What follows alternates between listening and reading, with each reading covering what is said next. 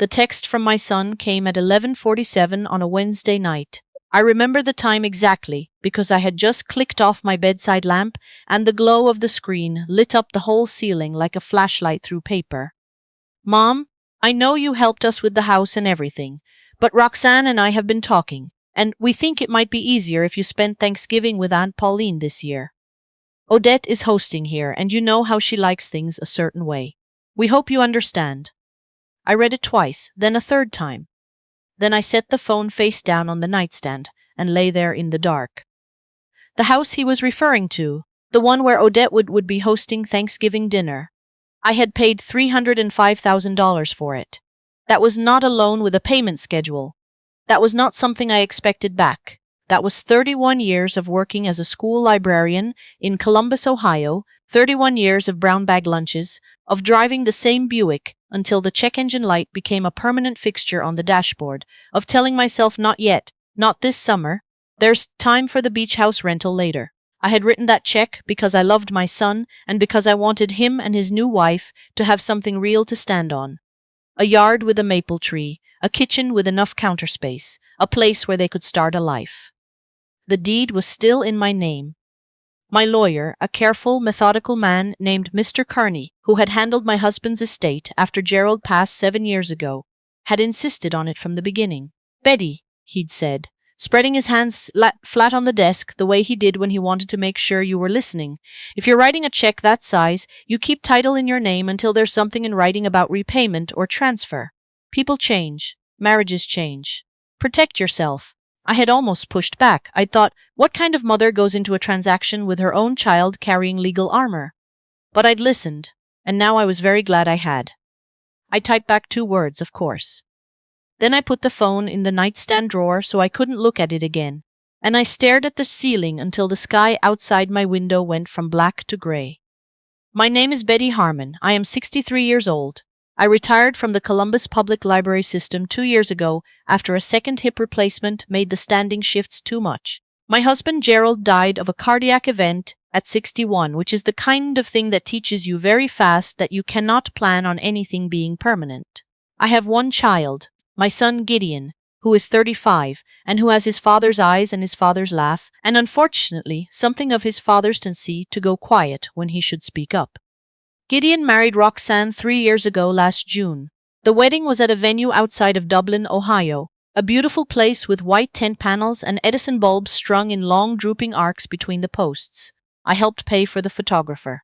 I bought Roxanne's wedding gift myself, a set of everyday china she'd bookmarked on a registry, and I had it wrapped in ivory paper with a card that said, "Welcome to the family." I meant every word. The first time I met Roxanne's mother, Odette, was at the engagement party at their home in Upper Arlington. She was a trim, composed woman in her mid-60s, wearing a blazer I recognized as expensive without being able to say exactly why.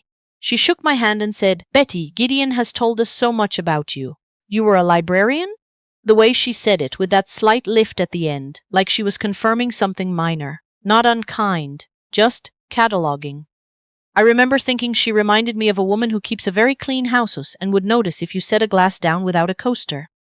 Over dinner, she asked about my neighborhood.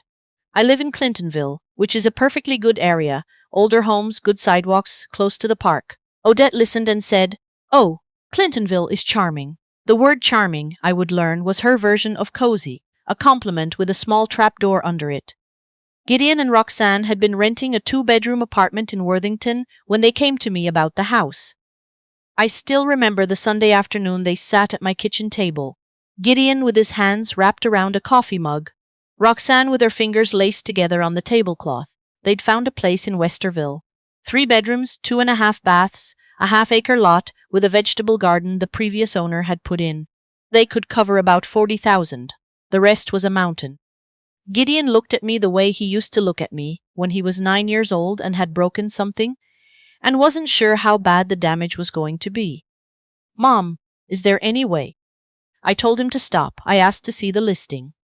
I looked at the photos. Nice windows, good bones, a kitchen that got morning light. "How much do you need?" I said. Roxanne's eyes filled up and she covered her mouth with both hands. Gideon stood up from the table and hugged me so hard I felt my feet leave the floor for a second. We signed the papers on a Thursday in March. Mr. Kearney had the deed drawn up with my name as the sole title holder. Gideon and Roxanne were listed as occupants. Gideon had not objected. "It's your money, Mom." "Of course." Roxanne had been quiet, but she'd nodded. I told myself that was enough. What I didn't know at the time was that Roxanne called her mother that same evening. I found out about that later, much later, from Gideon himself. Odette had not been pleased that the deed sat in my name. She'd told Roxanne that arrangements like that created complicated dynamics. Roxanne had told her there was nothing to be done about it right now. Gideon had heard the conversation from the hallway and had not said a word. That silence would cost all of them more than they understood. The changes were gradual. They always are with things like this. You don't notice a door closing if it swings slowly enough. The first summer after they moved in, I came over every other weekend. Gideon would grill on the back patio and we'd eat outside under the maple tree. Roxanne was pleasant, a little stiff, but I chalked that up to adjusting. She was a private person. Not everyone is built for easy closeness with their husband's mother. I decided not to take it personally. By fall, Odette had started appearing regularly at Sunday dinners. This was her idea. I later understood. She had proposed a standing family Sunday to Roxanne, and Roxanne had agreed without mentioning it to Gideon until it was already a routine. When I came over one Sunday and found Odette at the head of my son's dining room table, a table I had noticed them pick out at a furniture warehouse in Grove City, a table I had quietly helped pay for, she looked up and said, "Betty, what a nice surprise." She said it the way you'd say it about a neighbor who rang your bell to borrow sugar. I had not been told about the standing Sunday dinners. I kept coming when Gideon invited me separately, on different days, but Sunday was no longer available. In October, I came to drop off a chicken pot pie I'd made from scratch. Gideon had loved it since he was little, and Roxanne had mentioned once that she didn't have time to cook much during the week. I let myself in with the spare key they'd given me. Odette was in the kitchen. She had brought over a full meal in a series of matching glass containers with clip-on lids. Roasted chicken, broccolini, a grain salad with pomegranate seeds. The refrigerator was packed. "Oh, Betty," she said when she saw the dish in my hands, "how sweet. You made something," she said. "You made something the way a teacher says you drew a picture to a 6-year-old. Roxanne appeared from the hallway. She looked at my pot pie, then at the refrigerator and said, "We're kind of full on food right now, Mom. Maybe we can freeze it?" She had started calling me Mom sometime in the summer. At first I'd thought it was warm. Now I wasn't sure. I drove home with the pot pie in the passenger seat. I ate it myself over the next 3 days. It was good. It had always been good. In November, Gideon told me over the phone that they had decided to redecorate the bedroom I used when I stayed over. "We're turning it into a home office," he said. "You can still stay. We'll put an air mattress in there." I told him that was fine. I did not stay over after that. The bedroom they had originally shown me, the one with the window that caught afternoon light, the one Gideon had said was your room, Mom, whenever you want it, now held Roxanne's Peloton, a desk from a big box store, and boxes of Odette's seasonal decorations that there wasn't room for at her house. I did not mention it to Gideon. I had started keeping a running internal count of the things I was not mentioning. The way you count steps to distract yourself from how far you still have to go. Thanksgiving had been our tradition since Gideon was born. Even after Gerald died, we kept it going. Just the two of us in my kitchen in Clintonville, with the same recipes, the same mismatched plates I'd had since before Gideon could walk, the sweet potato casserole with the brown sugar crust he'd been requesting since he was 6 years old. When he got married, I had adjusted. Now we hosted it together at his house because there was more space and it was closer to Roxanne's family. That was fine. I had brought the casserole and the cranberry relish and a pumpkin pie from a recipe my mother had written out on an index card in 1987. I had set up early and cleaned up after. I had made myself useful and small enough to fit. Last year had been the first Thanksgiving where I'd had to explain to Gideon why Odette's catered side dishes were nicer than mine and where I'd watched Roxanne use Odette's platters and leave mine in the cabinet. But Gideon had squeezed my hand at the table and said, "The pie is incredible, Mom," and that had been enough to hold on to. This year was different. The text at 11:47. "We hope you understand." I lay there in the dark for a long time after I put the phone away. I thought about the $305,000. I thought about the deed. I thought about 31 years of doing the right thing and keeping quiet and making myself useful and not causing trouble. I thought about the casserole I had already planned to make, the recipe index card from my mother sitting on my kitchen counter with a sticky note I'd written to remind myself to buy fresh sage. And somewhere in the space between midnight and 4 in the morning, something in me went very quiet and very still, in a way that was different from sadness. It was the kind of stillness that comes before a decision. I texted Mr. Carney at 7 the next morning. I need to talk to you about the Westerville property. Can you fit me in today? He called me back within the hour. Mr. Carney's office is in a building on North High Street that still has the original terrazzo floors. He has been my lawyer for 15 years and he has never once tried to talk me out of anything or into anything. He just lays out what the law says and lets me make my own choices. I respect that. He pulled up the deed on his computer and walked me through it with the same patience he always shows. The house was mine, fully, cleanly, legally mine. My name was the only name on the title. Gideon and Roxanne were occupants with no formal lease, no rental agreement, no claim to the property. There was no signed document transferring ownership, partial or otherwise. There was no promissory note. There was nothing binding me to give them that house except my own word, spoken informally, with no witnesses and no record. What are my options? I said. He folded his hands on the desk. You can sell it. You can move in yourself. You can formalize a rental arrangement with them, set a market rate, draw up a lease, or you can give them notice to vacate. He paused. 30 days is the minimum required by Ohio law for an occupant without a lease. I sat with that for a moment.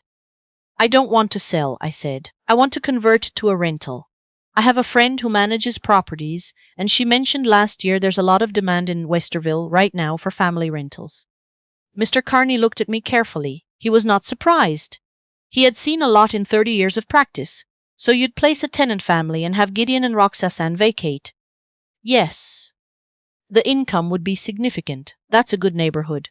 You'd likely clear $2,300 a month, maybe more.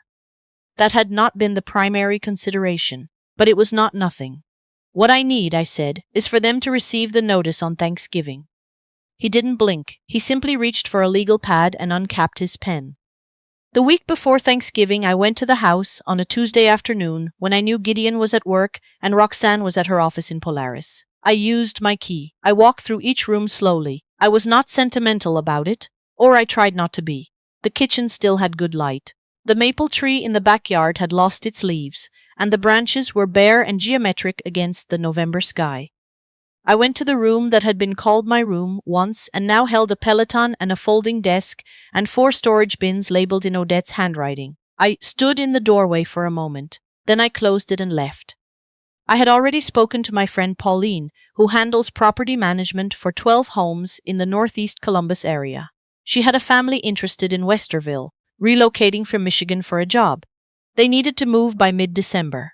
They were pre-screened, employed excellent references. She'd sent me their application on a Tuesday, and I'd said yes by Wednesday afternoon. The rental agreement was signed before Thanksgiving arrived. Thanksgiving Day, I drove to Westerville at 6 in the evening. I had told Gideon I wasn't coming. I'd texted him the Monday before, simple and direct. I've made other plans. I hope you all have a wonderful holiday. And he hadn't called to argue. He'd sent back a thumbs up emoji. A thumbs up!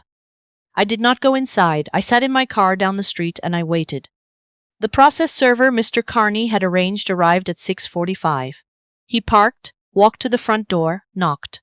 I watched from a distance. The door opened. I could see the light from inside, the silhouette of Gideon in the doorway, the way his posture changed when he took the envelope. I started my car. I drove to Pauline's house, where she had invited 3 other friends for a small dinner. We had wine and roasted turkey, and she made a sweet potato dish that was nothing like my casserole but was very good in its own way. We sat at her kitchen table until 10 o'clock. I felt more seen at that table than I had felt at a Thanksgiving in 3 years. My phone rang 11 times between 7 and 10. I watched the screen each time and put it back in my coat pocket. Gideon's name, then Roxanne's name, then a number I didn't recognize, probably Odette's cell, then Gideon again. I drove home. I poured myself a small glass of bourbon, which is something I almost never do, and I sat in my living room in the chair by the window, and I wrote in my journal for the first time in 2 years. I wrote for a long time. I called Gideon on Saturday morning. 2 days of silence felt like enough. When he picked up, he sounded exhausted in the way that means someone has been sleeping badly. Mom. Hi, sweetheart. A long pause. Why? Because the house is mine, I said. It's been mine from the beginning, and I've never forgotten that, even when you all seemed to. That's not fair. Gideon. I kept my voice level. Your wife texted me the Wednesday before Thanksgiving to tell me I wasn't welcome at the home I bought, because her mother needed the space to be a certain way. You sent me a thumbs up when I said I had other plans. I want you to think about what fair means in that sentence. Silence. I didn't know she was going to text you that, he said finally. I know you didn't. But you didn't not know it was happening either, did you? I paused. How long have you known that Odette didn't want me involved? The pause that followed was its own answer. A while, he said. And you said nothing. I didn't want to cause a fight. I know, I didn't want to cause a fight either. That's how we ended up here. I could hear him breathing. There was a muffled sound in the background. Roxanne's voice asking something, and Gideon saying, "Give me a minute." What happens now? He asked. You and Roxanne have 30 days to find another place. I've already placed a tenant family. They're moving in mid-December. I'll pay for a moving company to help you, and I'll give you a list of apartments in Westerville and Dublin that are in a reasonable price range for your income. I checked before I made any of this final. You can afford a good place. Mom, It's what it is, Gideon. I said it without anger. I had used all my anger up in the 2 weeks before Thanksgiving when I was making quiet, careful phone calls. What was left was just clarity. I want to be your mother. I want to have dinner with you and call you on your birthday and hear about your life. What I'm not willing to do is keep showing up to a house that I paid for and feel like a guest who's overstayed her welcome. I've been patient. I've been quiet. I have made myself smaller and smaller, trying to fit into whatever space was left for me. I stopped. I won't do that anymore. The silence on his end was different now, not defensive, just open. I'm sorry, Mom, he said quietly. I should have said something to Roxanne a long time ago. Yes, you should have. Is there any way we can figure out you and me, I said. That part I want to fix. But the house is gone. That decision is made and it's the right one. You two need to stand on your own feet for a while. You'll be okay. He didn't speak for a moment, then, okay. Okay, I said. The weeks after that were not easy. Roxanne was furious. Gideon told me she'd cried for 2 days and then gone to stay with Odette, which is exactly where I expected her to go. Odette, apparently, told Roxanne I was a bitter, controlling woman who had used money to manipulate everyone from the beginning. I heard this secondhand from Gideon with a strange sense of calm. People who use other people always believe everyone operates the same way. Gideon found a townhouse in Dublin. He signed the lease himself, his name, and Roxanne's, no cosigner. He called me to tell me, and there was something different in his voice, steadier, somehow. Like a person who has just learned to carry their own weight and found out it isn't as impossible as they'd feared. Roxanne and I had one phone call in January, which she initiated. It was not comfortable. She cried and told me I had humiliated her. I told her I had never intended humiliation. I had simply stopped making my own life smaller to accommodate her preferences. She said that wasn't how she'd experienced it. I told her I believed her. Then I told her what I needed from a relationship with her going forward, clearly and without apology. Respect, inclusion, and honesty. She was quiet for a long time. Then she said she'd think about it. That was something. The Tennant family moved in on December 14th. A couple from Grand Rapids with 2 elementary school-age children and a yellow Labrador. I met them at the house on move-in day with a card and a list of good restaurants in the Westerville area. The wife shook my hand and told me the kitchen light was beautiful. I told her yes, I had always thought so. I drove away without looking back at the house, not because I didn't feel anything. I felt plenty, but because the looking back would have cost me something I was no longer willing to spend. I used the rental income now to fund the retirement travel I kept deferring. Last February I spent 10 days in Savannah with Pauline and 2 other friends, walking along the water and eating shrimp and grits every other morning. Gerald would have loved it. I went for both of us. Gideon and I have dinner on the first Sunday of every month, just us, at my place in Clintonville. I make whatever I feel like making and he eats all of it and washes the dishes after. We talk about his work and my library volunteering and what we've been reading. Last month he brought Roxanne. She complimented the chicken soup. I said thank you and poured her more. We are not back to what we were. I am not sure we should be. What we were included a version of me who went quiet when she should have spoken up, who brought pot pies to a full refrigerator and called it love, who paid $305,000 for a place to belong, and then sat at the far end of a Thanksgiving table like someone who'd walked into the wrong party. That version of me is gone. I don't miss her. What I have now is different, quieter in some ways, less abundant maybe, in the way that means I no longer bring 5 things when one would do, but cleaner, realer. Gideon called me on a Thursday evening in March for no reason I could identify except that he wanted to talk. We were on the phone for an hour. Somewhere in the middle of it he said, "You know what I think about sometimes? That text, the one I sent you." He meant the Thanksgiving text. "I think about it too," I said. I was a coward. Yes.